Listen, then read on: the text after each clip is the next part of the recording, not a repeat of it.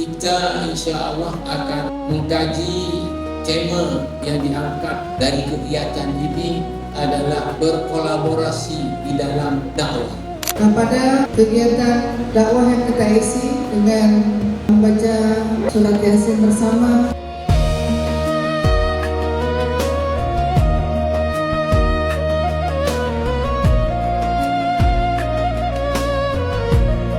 tempat penginapan yang ada di Banda Aceh ini, lalu ditemukanlah orang yang melakukan zina di tempat tersebut. Nah, tentunya kemudian tersebar ke media sosial.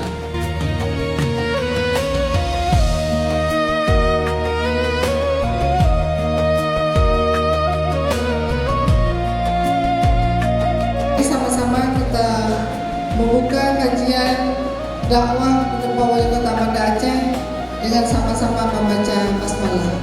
Bismillahirrahmanirrahim.